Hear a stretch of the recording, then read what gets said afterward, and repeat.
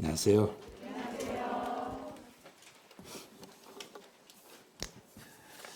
오늘은 이 취득세하고 등록면허세 한 장으로 앞면 한 장 있을 거예요. 요 한 장짜리 요걸 가지고 정리를 할 거예요. 이게 정리가 되는데 어떻게 한 면으로 취득세하고 등록면허세를 다 할까? 아마 그 고민 좀 이게 될까 그럴 거예요. 근데 또 뒷면을 보시면 재산세와 종합부동산세가 또 한 장으로 압축이 돼 있어요. 요게 또 이 부분은 다음 주에 할 거예요. 오늘은 취득세하고 등록면허세만 정리를 할 건데 이 한 페이지 내용이 얼마나 많은 내용이 숨어 있는가를 찾아내셔야 돼요. 그래서 공부를 하실 때요. 이제 비교하실 때 제가 이제 이 내용을 위에서부터 순서대로 하나씩 이제 표를 보면은 이 표를 보는 순간 와 이거 엄청나게 많네 하고 느껴지실 거예요. 지금 이제 취득세하고 등록면허세만 해드리는 게 아니라 취득세부터 양도세까지 전범위를 정리를 한번 해드리는 거예요. 전체 정리를.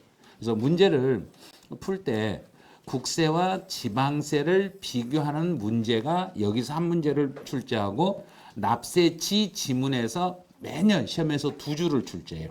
요게 두 줄. 그래 물납에서 한 문제에서 두 문제를 출제해요. 분할납부에서 두 줄을 출제해요.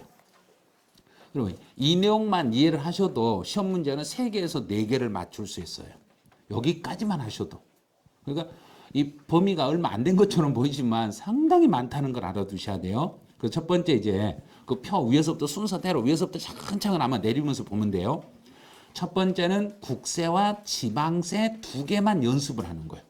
이제 국세 지방세만 연습할 건데 국세 지방세 요 2개만 취득세부터 밑으로 쭉 한번 연습해요. 거기 그 표에는 취득세하고 등록면허세 2개만 있는데 밑에까지 한번 다 해볼게요. 취득세는 지방세예요. 이건 지방세예요. 등록면허세 요것도 지방세예요. 재산세 지방세예요. 종합부동산세 국세. 양도소득세 국세. 이제 여기까지 잡아냈으면 그 다음에 이제 할 일이 지방세들은 과세 주체가 누구인가를 보면 그 지방세에 대해 가로해가지고 뭐라고 써놓은 게 있을 거예요. 취득세 과세권자는 특광도, 등록면허세 과세권자는 도구, 재산세의 과세권자는 시군구. 이렇게 정리를 하시면 돼요. 여기까지 해가지고 이제 부동산 합계론 시험에서 하나를 이렇게 문제를 만들어요. 이런 식으로 만들어져요. 그 다음에 이제 세 번째 칸이 납세지예요. 이제 납세지 칸을 정리를 하실 때는 이 납세지가 나오면은 먼저 이렇게 정리를 크게 해놓고 보셔야 돼요. 납세지 같은 경우는 지방세의 납세지와 국세의 납세지로 이렇게 나눠져요. 납세지는 국세와 지방세로 나누는데 지방세들의 납세지는 주로 물건 소재지를 납세지로 하고 국세 납세지는 그 사람의 주소지를 납세지로 해요. 그럼 지금 배우는 취득세와 등록면허세, 재산세 요 3개는요. 요 칸이 똑같죠. 여기는 전부 무슨 세란 이야기인가? 지방세니까. 이건 3개는 다 지방세니까 그 물건 소재지를 납세지로 이렇게 잡으시면 돼요. 그리고 취득세 납세지 봐보세요. 취득세 납세지 물건 소재지. 등록면허세 납세지도 물건 소재지. 이렇게 되는 거예요. 그래서 시험 문제 출제할 때마다 이 등록면허세를 출제해요. 등록면허세에서 부동산에 대한 등록을 하는 경우 부동산에 대한 등록에 대해서는 어디가 납세지예요? 그러면 여기다 이제 물건을 부동산 갖다 넣어요. 그 부동산 소재지를 납세지로 합니다. 이렇게 문제가 나가는 거예요.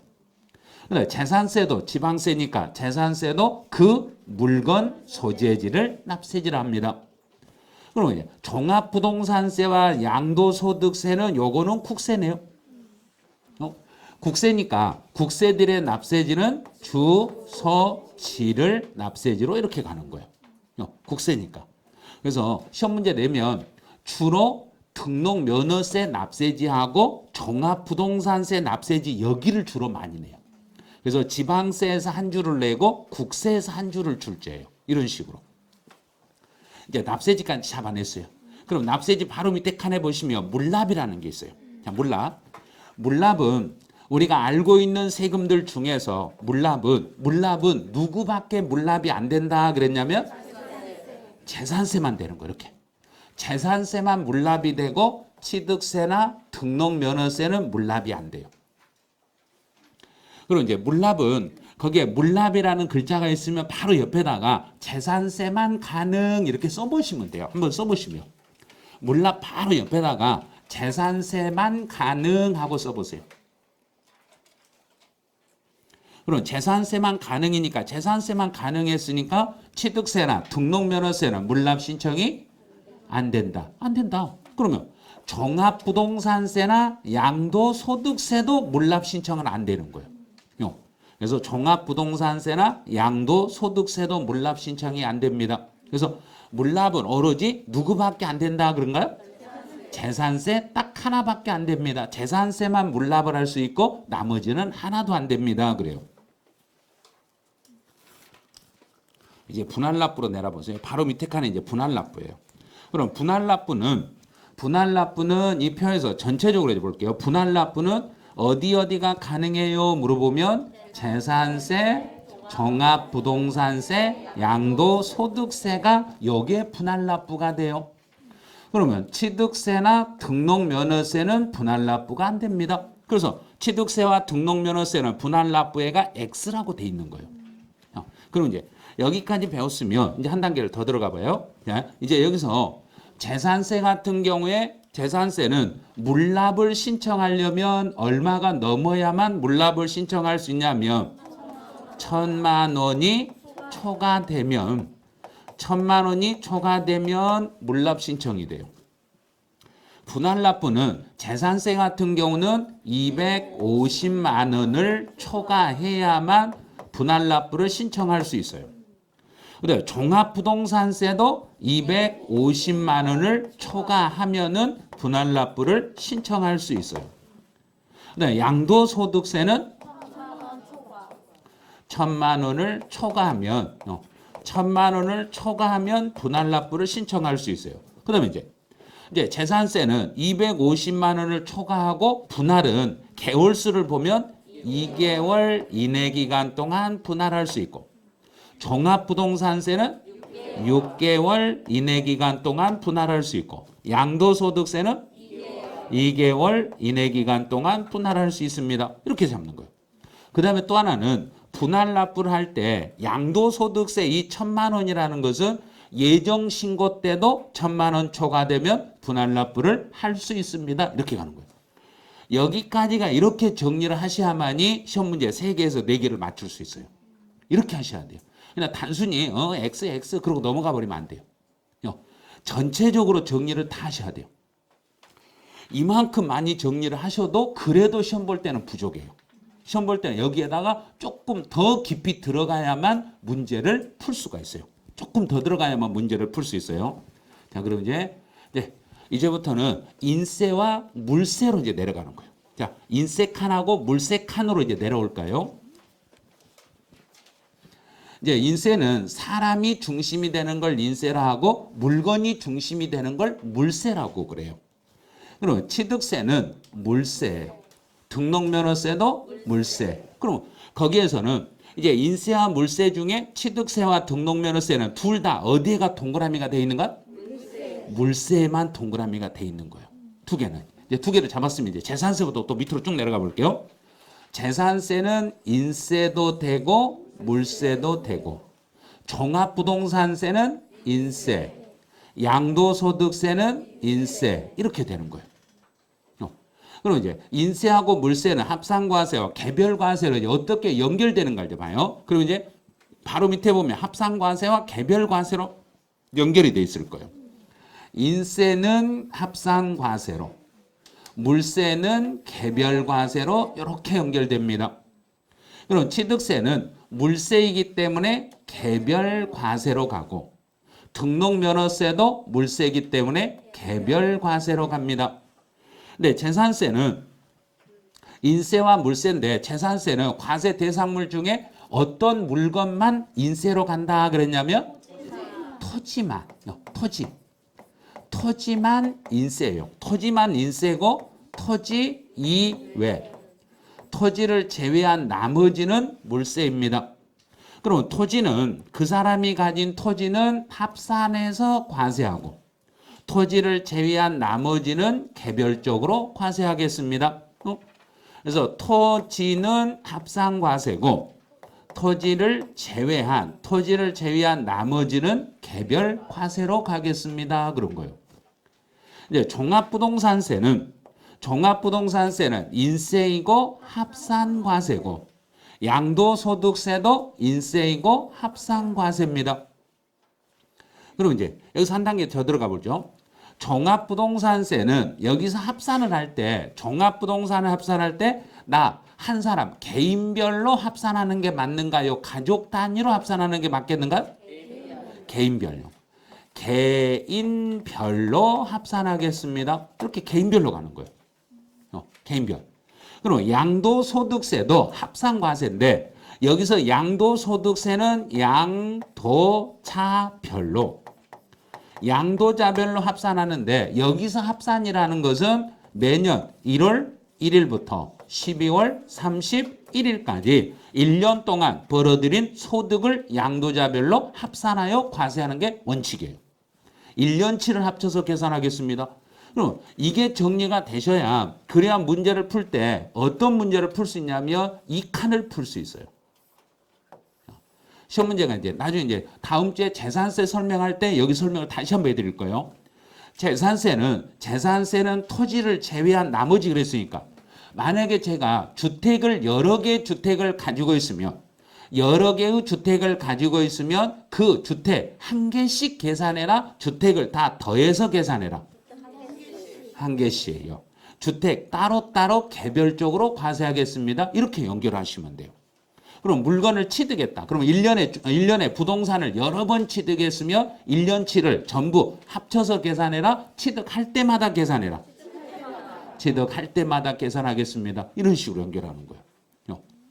그래서 이렇게 인세와 물세의 기본 폼을 잡을 줄 알아야 그래야 취득세부터 양도세까지 전체적으로 세금 계산을 하실 수 있는 거예요. 여기까지 해서 합산과세와 이제 개별과세까지 끝났어요. 자, 여기까지 끝났어요. 이제.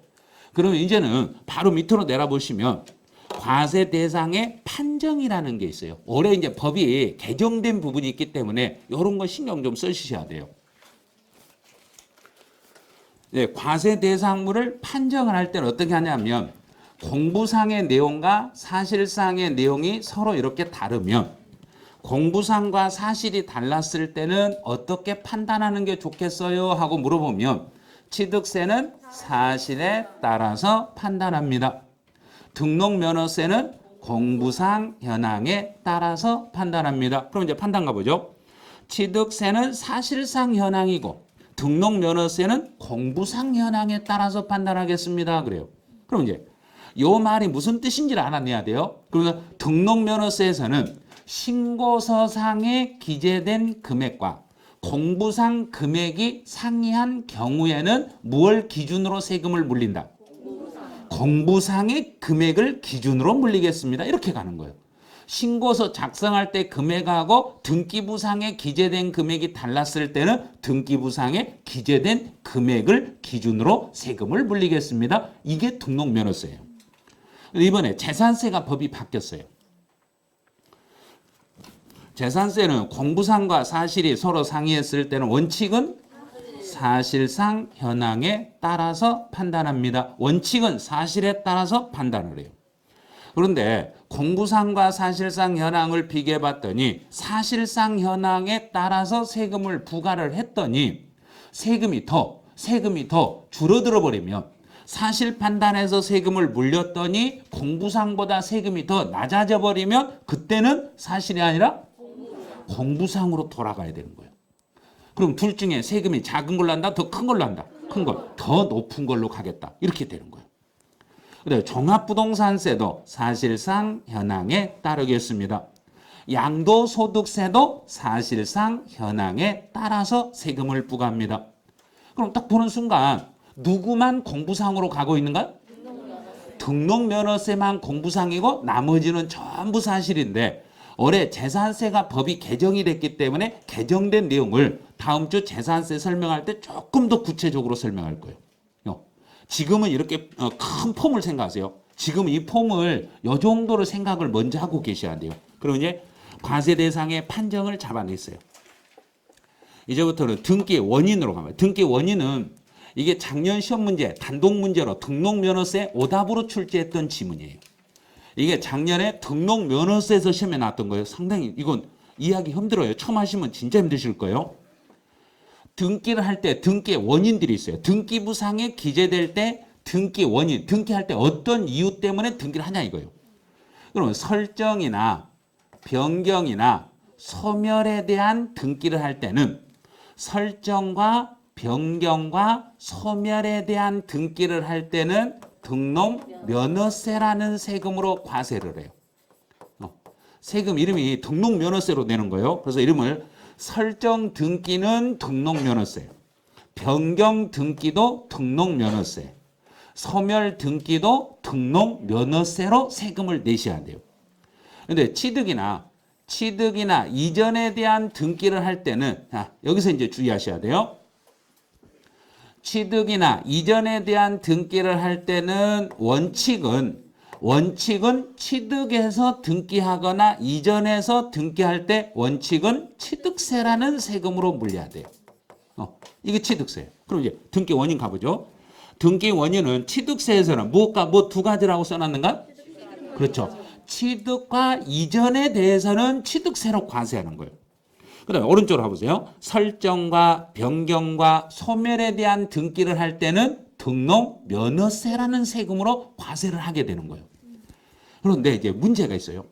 어떤 물건을 취득해가지고 등기를 하려고 하는데 물건을 취득해서 등기하려고 하는데 취득세를 부과할 수가 없는 경우에는 취득세 부과가 불가능한 경우입니다. 그럼 취득세 부과가 불가능하면 취득세라는 세금을 안 내고 등기를 해야 되는 거예요. 취득세라는 세금이 부과가 불가능한 상태에서 등기를 신청하고자 할 때는 취득세를 물릴 수가 없으니까 등기하는데 세금을 등록면허세로 바꿔서 물리는 거예요. 등록면허세로 부과하겠습니다. 이렇게 가는 거예요.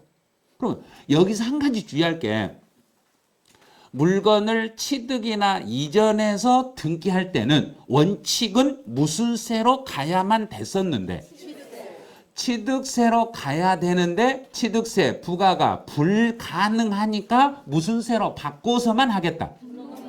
그러면 세금만 등록면허세로 바꿔서 내는 거지 취득세 대상은 그대로 인정한다, 인정 안 한다? 인정한다. 인정한다예요. 인정은 하는데 세금을 못 받으니까 너 등록면허세 내놔 이런 거예요. 취득은 취득이 맞아요. 취득은 맞는데 취득세를 물릴 수가 없으니까 등록면허세라는 세금으로 이름만 바꿔서 세금을 받겠습니다. 이게 작년 시험 문제예요. 여기에 등록면허세 한 문제 나왔던 게 여기에서 그게 한 문제가 나왔던 거예요. 자, 이제 질문 이거예요. 광어권이나 어권이나 양식어권을 취득했네요. 자, 취득했죠. 취득해서 등기나 등록을 하면 취득해서 등록을 하면 취득해서 등기하면 무슨 세로 가야 되는데? 취득세로 가야죠. 취득세로 가야 되는데 이런 경우는 취득세라는 세금을 정부가 법에서 취득세를 면제시켜줘요.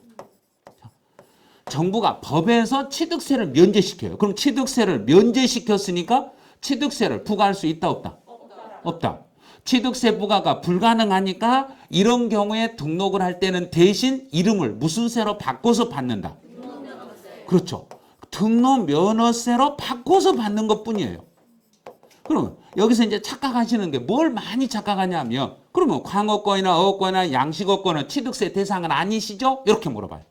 취득세 대상은 아니다. 취득세 대상이다. 그렇죠. 대상은 대상인데 취득세 부과가 불가능하니까 세금만 무슨 세로 바꿔서 물린다. 등록면허세로 바꿔 이름만 바꿔서 물리는 거지 그 앞에 있는 거 그대로 유지가 되는 거예요. 두 번째요.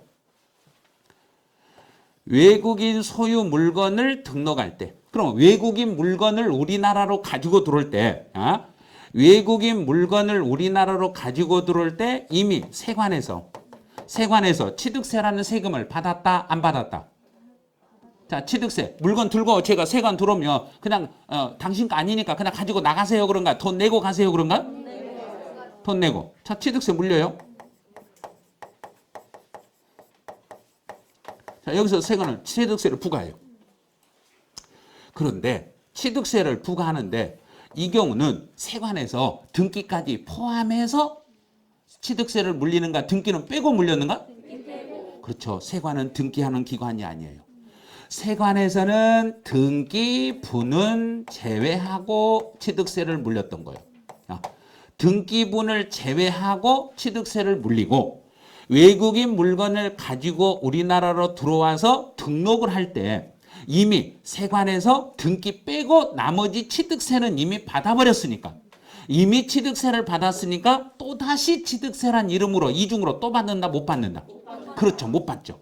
한 번 취득세를 물렸는데 또 취득세란 이름으로 받으면 이중과세가 되는 거예요. 그래서 취득세란 이름 대신에 이제는 등록면허세라는 이름으로 바꿔서 받습니다. 이렇게 되는 거예요. 이렇게 가는 거예요. 그래서 등록면허세로 부과되는 거예요. 자, 이제 두 번째까지 해결했어요. 자, 세 번째요. 취득세 제척 기간이 끝나버렸습니다. 그럼 취득세 과세 대상이 되는 물건에 대해서 제척 기간이 지나가지고 등기를 하려고 하네. 제척 기간이 지났으니까 취득세 부과가 가능하다, 취득세 부과가 불가능하다. 취득세 부과가 이제 불가능한 거예요. 왜 불가능해요? 그럼 기간이 지나버렸잖아요. 기간이 지났으니까 취득세 물릴 수가 없어요. 그럼 취득세 물릴 수가 없으니까 등기를 신청하러 오면 그냥 공짜로 등기해준다? 이름을 바꿔서 받는다. 이름 바꿔서 뭐라고 바꿔서? 등록면허세 내놓으세요 그런 거예요. 취득세는 안 받는 대신에 등록면허세를 내줘야만 등기를 해드리겠습니다. 이렇게 가는 거예요. 기간 지났으니까 취득세를 받을 수가 없으니까요. 취득세 부과가 불가능하니까 등록면허세로 바꿔서 받겠습니다. 자, 세 번째요. 취득세 면세점. 자, 취득세 면세점이라는 것은 취득 가액이 50만 원 이하. 50만 원 이하의 물건에 대해서 등기한다. 그럼 면세점에 해당하는 것은 취득세 부과가 가능하다, 취득세 부과가 불가능하다. 불가능하죠. 50만 원 이하는 취득세 부과가 불가능하니까 취득세 물릴 수 없으니까 대신 무슨 세로 바꿔서 물린다. 등록면허세로 바꿔서 물리겠습니다. 아무것도 아니죠. 이 내용이 이해가 되셔야 되는 거예요. 이 흐름이 이해가 되셔야 되는데 여기는 이해가 안 되면서 밑에 있는 것만 막 올라가니까 이게 뭔 말인지를 모르겠어요. 그런 거예요. 위에 있는 것만 딱 잡아버리면 여기만 잡아버리면 되거든요. 물건을 취득이나 이전해서 등기할 때는 취득과 이전은 원칙은 무슨 세로 가는데?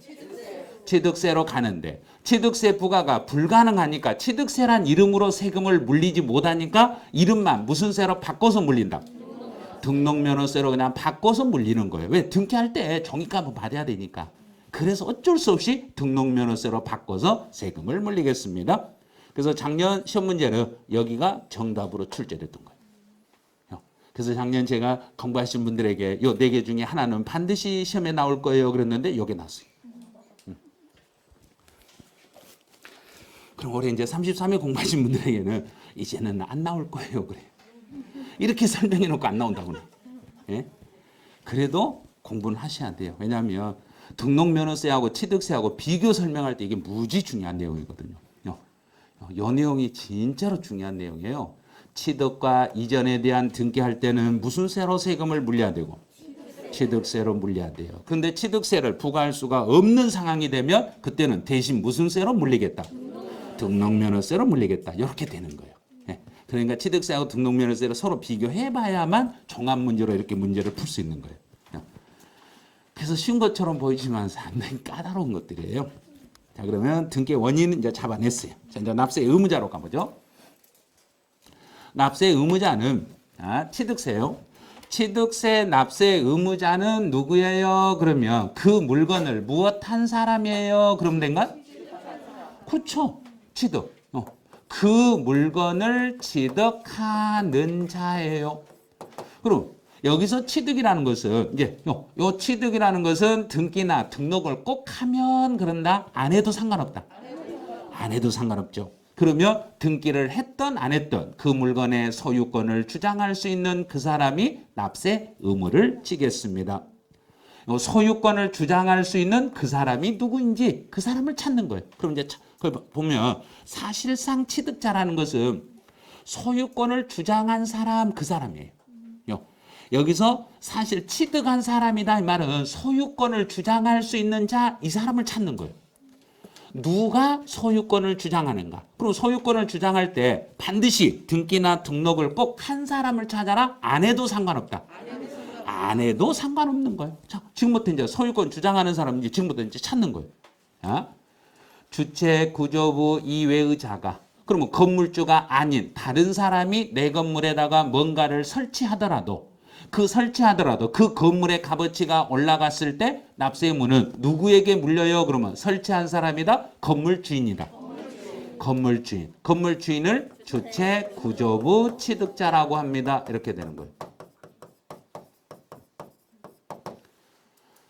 두 번째로 이제 토지의 지목이 사실상 변경되어 가액이 증가됐습니다.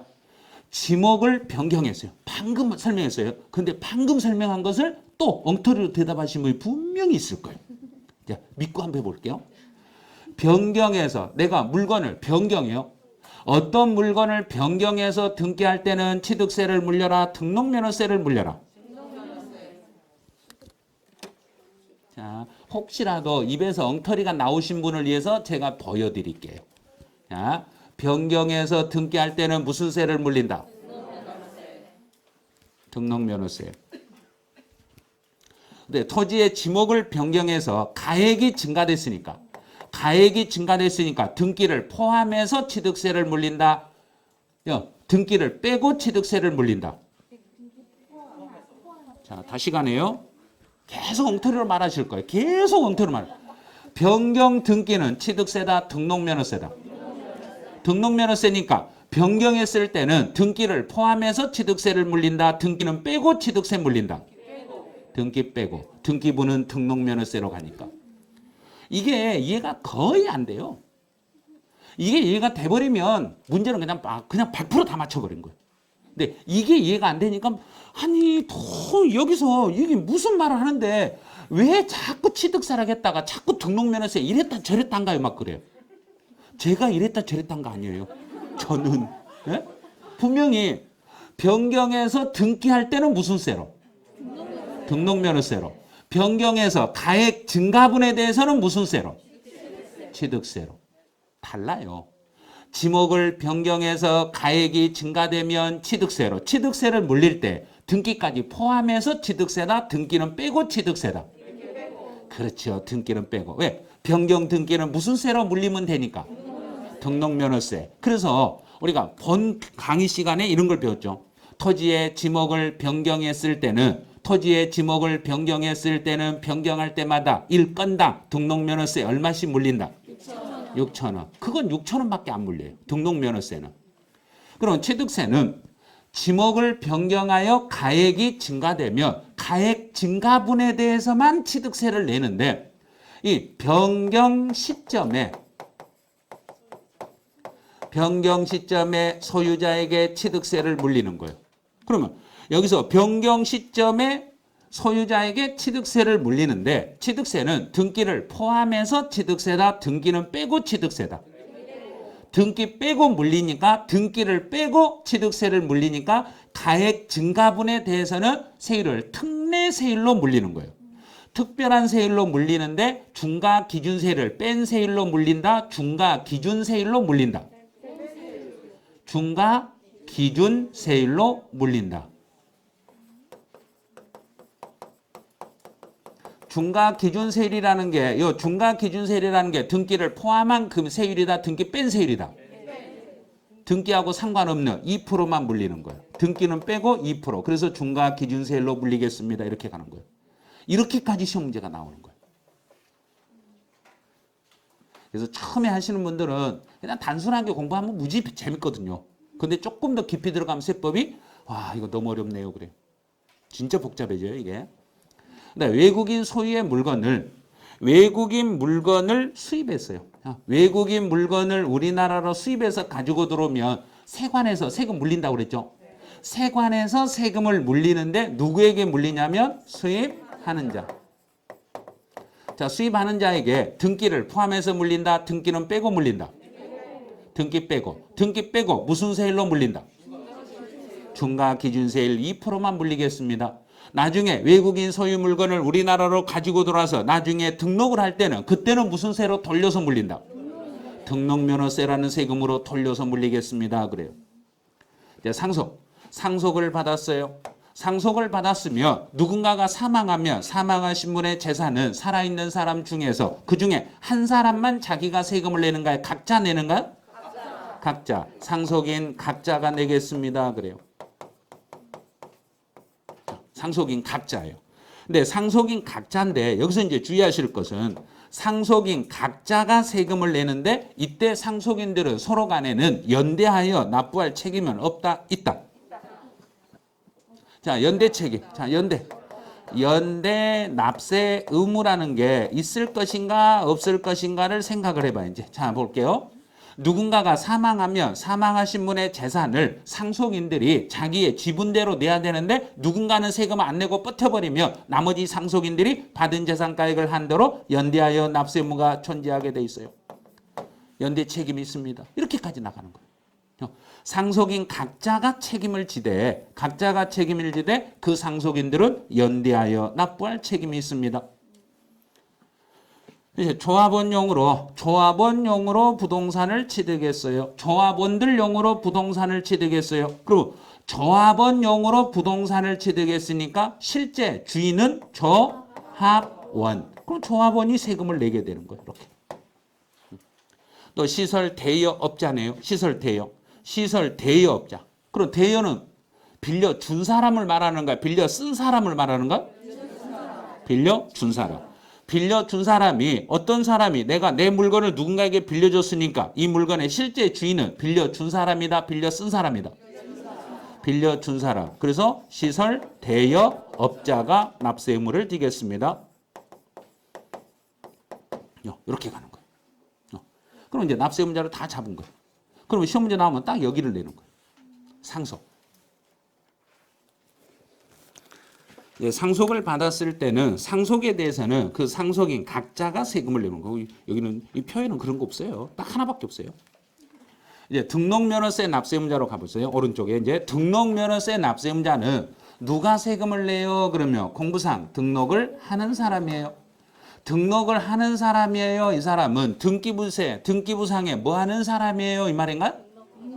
그냥 이름 쓴 사람이에요. 이름 쓴 사람이에요. 그래요. 등기부상에 이름이 기록된 사람을 납세 의무자로 하겠습니다.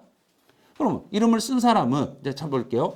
저당권 설정했을 때는 이름 쓴 사람이 저당권자. 여기서 저당권자는 채권자와 채무자 중에서 누가 되고 채권자. 돈 받을 사람이 되는 거예요. 그다음에 지역권을 설정했을 때는 지역권자. 네, 전세권을 설정했을 때는 전세권자. 그럼 여기서 전세권자는 임차인과 임대인 중에서 누가 되고? 임차인이 되는 거예요. 이게 작년 기출문제 29에 32에 두 번 연속 시험에 나왔던 지문이에요. 이 사람이. 네, 지상권을 설정했을 때는 지상권자. 경매 신청 등기를 할 때는 채권자. 돈 받을 사람. 가압류나 가처분도 채권자. 저당권을 말소했을 때는 저당권 설정자. 저당권 설정자는 채권자다, 채무자다. 채무자. 이렇게 되는 거예요. 그래서 해년마다 등록면허세 납세 의무자 여기에서는 한 줄이 나와요. 여기에서는. 무조건 등록면허세는 종합 문제로 한 문제를 내다 보니까 납세 의무자를 안 내면 안 돼요. 여기서 한 줄은 무조건 내게 돼 있어요. 납세 의무자를 반드시 이렇게 내요. 그래서 지금 최근에 냈던 건 거의 대부분 다 전세권 설정할 때 이걸 2주로 냈어요. 전세권 설정하고 관련돼서. 그래서 납세 의무자는 이렇게 찾는 연습을 해주시면 돼요. 그럼 납세 의무자까지 이제 잡아냈어요. 이제부터는 과세 표준으로 이제 과세 표준 칸으로 가네요. 과세 표준은 취득세와 등록면허세에서 어떻게 차이가 있는가 보셔야 돼요. 원칙은 취득세 과세 표준의 원칙은 취득 당시에 본인이 신고한 가액을 기준으로 해요. 여기서 제일 중요한 단어가 취득 당시. 거기에 써져 있을 거예요. 첫 번째 1번의 원칙은 취득 당시 내가 취득했을 때 그 당시의 가액을 기준으로 신고하시면 돼요. 이제 등록면허세 오른쪽으로 하네요. 등록면허세에서는 원칙은 등기 등록 당시의 신고 가액입니다. 여기서 중요한 것은 이제 등기 등록 당시라는 거예요. 등기 등록 당시입니다. 취득세에서는 취득했을 때 취득 당시라는 이름을 쓰고 등록면허세에서는 등록 당시라는 이름을 써요. 그럼 31회 시험에서는 여기를 출제했는데 어떻게 출제했냐면 등록면허세 과세 표준은 취득 당시의 신고 가액입니다. 봐요. 이렇게 비교해봐야 이걸 알 수 있다는 이야기예요. 취득세는 취득 당시라는 이름을 써야 되고 등록면허세는 등록 당시라는 이름을 써야 되는 거예요. 여기를 취득 당시라면 이게 오답이 돼버린 거예요.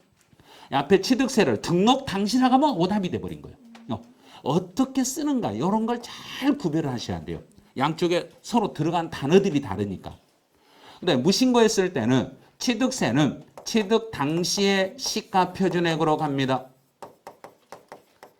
등록면허세는 무신고하면 등록 당시의 시가 표준액으로 갑니다. 그래서 작년 32회 시험에서는 이제 뭘 출제했냐면 32회 시험에서는 이 시가 표준액을 단독 문제로 출제했네요. 다음 시가 표준액에 대한 설명으로 잘못된 걸 찾아라. 그럼 시가 표준액은 땅에 대한 시가 표준액은 뭐라고 칭했냐면 토지에 대해서는 개별 공시지가, 단독주택에 대한 시가 표준액은 개별 주택 가격, 공동주택에 대한 시가 표준액은 공동주택 가격. 이렇게 찾는 거예요. 이런 걸 작년 시험에서 한 문제로 출제했어요. 그 전년도에는 여기를 출제했어요. 작년에는 여기를 출제했어요. 그럼 이번에는 이제 여기네. 이런 거예요.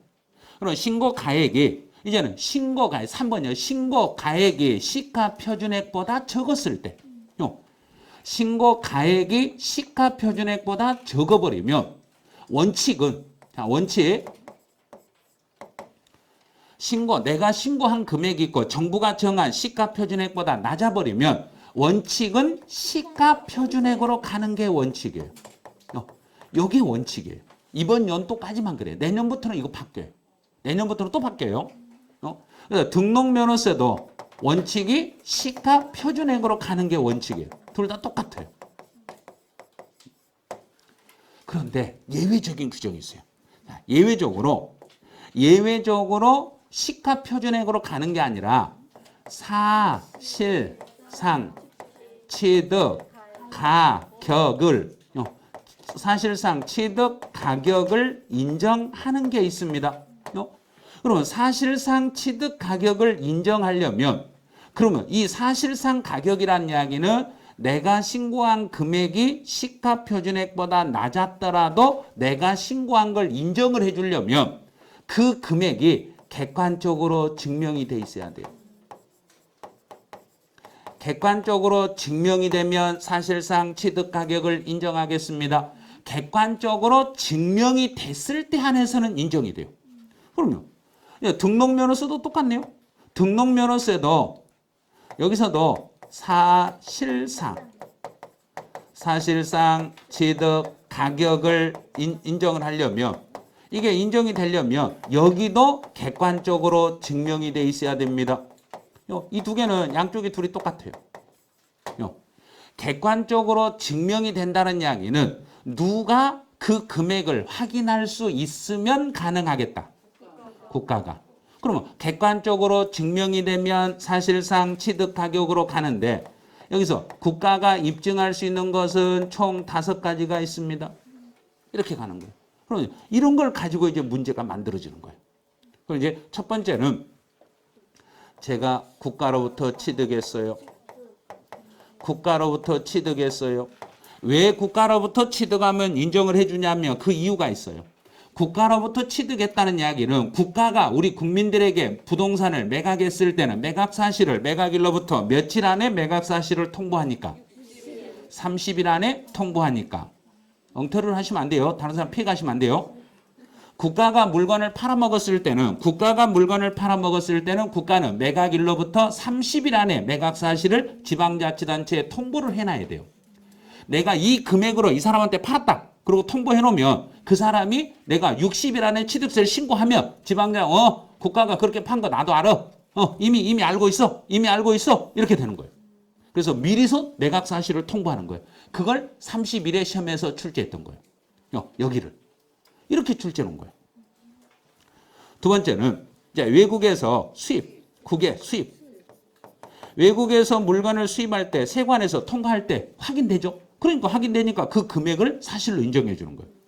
그다음 세 번째는 판결문에 의해서 증명이 되면 법원에서 판결문에 의해서 증명이 되면 인정이 돼요. 그런데 판결문 중에서도 안 되는 게 있네요. 안 되는 거. 아시네요. 하에. 뭔지 몰라도 뭐 있어 이런 거예요. 엉터리를 말하니까 그냥 땡땡땡 찍어버린 거예요. 화해는 하나 말했으니까 화해만 써드린 거예요. 화해 하나는 맞았어요. 화해, 포기, 인락, 자백, 간주. 이 4가지는 제외합니다. 다 똑같은 거예요. 서로 자기들끼리 합의한 건 안 됩니다. 왜? 자기들끼리 합의한 건 객관적이다, 주관적이다. 주관적이니까 안 되는 거예요. 당사자끼리 합의한 걸 왜 인정해 주냐 이거예요. 그건 안 됩니다. 그래서 네 번째로 법인의 장부에 의해서 증명이 됐습니다.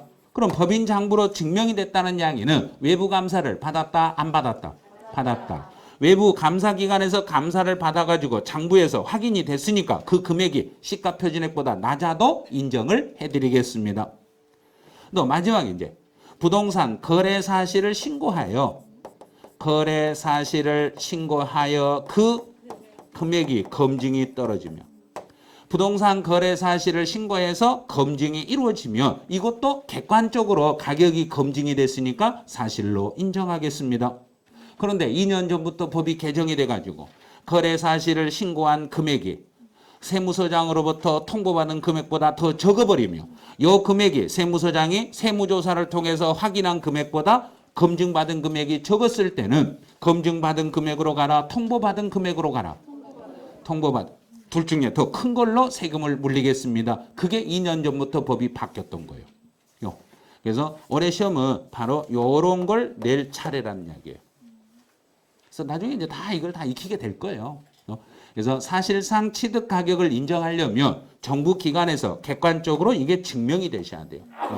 객관적으로 증명이 되면 사실 이것만 기억하면 돼요. 객관적으로 증명했다는 것은 곧 누가 확인할 수 있으면 정부가 확인할 수 있으며 그 금액을 정부가 확인할 수만 있으면은 인정을 해드립니다. 그러면 만약에 개인이 작성한 장부는 객관적으로 증명이 된다, 안 된다?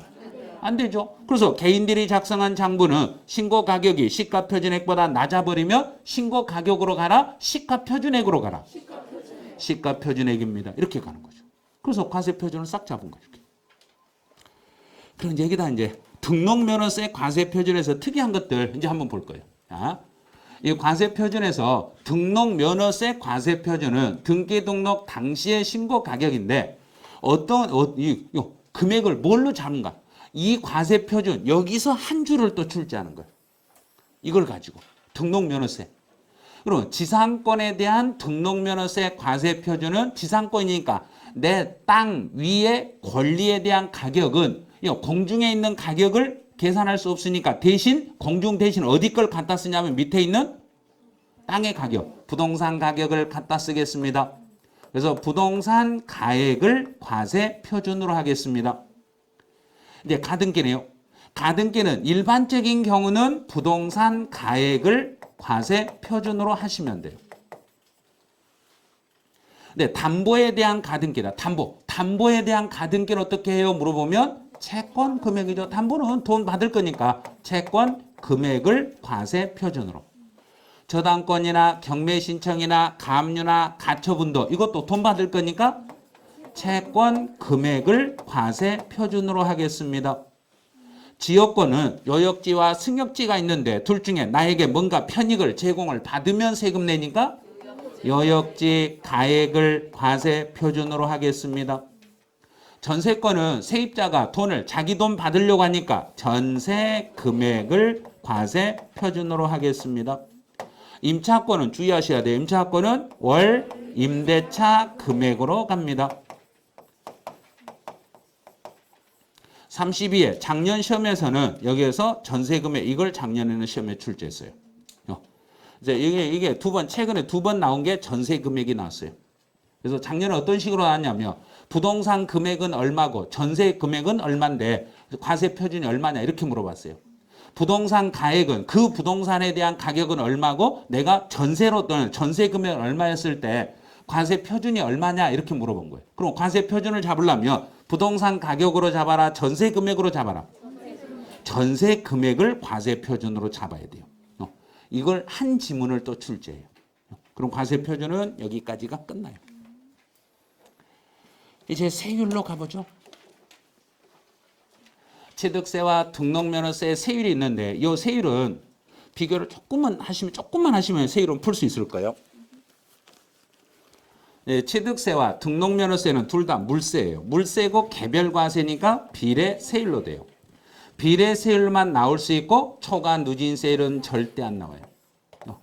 이 두 개는 초과 누진세율은 없어요. 그래서 초과 누진세율 칸에는 X가 돼요. 비례세율만 동그라미예요. 비례세율만 동그라미인데 그 표준세율은 그 지역 사정에 따라서 취득세는 몇 프로 범위 내에서 가감할 수 있는데 50% 범위 내에서 가감할 수 있습니다. 등록면허세도 몇 프로 범위 내에서 50% 범위 내에서 가감할 수 있습니다. 둘 다 50%예요. 올해 주의하셔야 될 거예요. 둘 다 취득세도 50%, 등록면허세도 50%. 각각 50%라 써졌을 거예요. 50% 범위 내에서 가감할 수 있겠습니다. 그다음 이제 과밀 억제권역이라고 밑으로 조금 내려 신고납부 바로 밑에 보면 신고납부 바로 위에 성립시기 보면 표준세율 바로 밑에 봐보세요.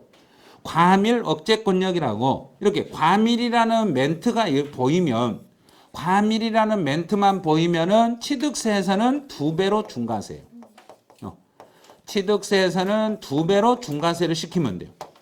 근데 과밀이라는 멘트가 나왔을 때 등록면허세에서는 3배로 중과세를 시키면 돼요. 취득세는 2배로 중과세, 등록면허세는 3배로 중과세. 그러면 재산세는 몇 배로 중과세 한다 그랬던가? 5배. 재산세는 5배로 중과세하면 돼요. 이렇게 크게 연결하면 돼요. 과밀, 그러면 인구가 밀집된 수도권 지역에서 큰 대도시 지역에서 이제 뭐 사람이 더 들어올 것 같으면 취득세에서는 2배로 중과세 버리고 등록면허세에서는 3배로 중과세 하겠습니다. 여기까지 해서 이제 세율의 기본 폼을 잡았어요. 세율 폼 잡았으면 이제 할 일은 세율을 암기해 보는 거예요.